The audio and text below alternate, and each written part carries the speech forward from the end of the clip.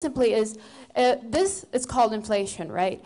Don't you think inflation is theft? Because since it decreases the purchase power of people, this is actually theft. It would lead the people, ironically, to austerity back, because what you have doesn't really pay what you thought it would.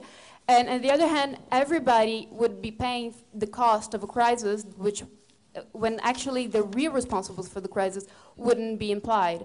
So this is simply my question, if inflation is not considered that theft. Well, I think it's,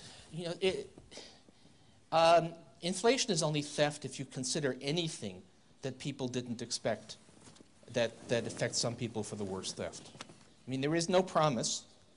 A euro note does not promise on it that it's going to have a fixed purchasing power in terms of goods. That was not part of the deal. A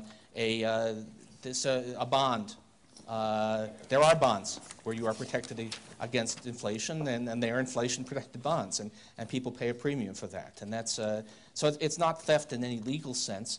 And if you're worried about people who were not responsible for the crisis paying the price for the crisis, how about the 25% of Spain's labor force who are unemployed? How many of those people caused this crisis? I mean, what's actually happening is an enormous price is being paid by unemployed workers all across the Western world.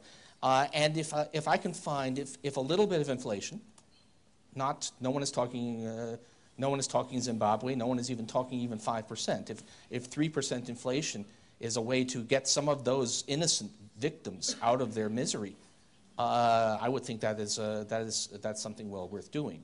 It seems to me a strange kind of morality that is desperately concerned that people who bought bonds might be somewhat surprised by a modest erosion of the value of those bonds, and that's a terrible sin. But that having people who did nothing wrong be unemployed and have their lives destroyed is just part of the way the capitalist system is supposed to work. Gracias, profesor. ¿Algún comentario final, Pedro? Sí.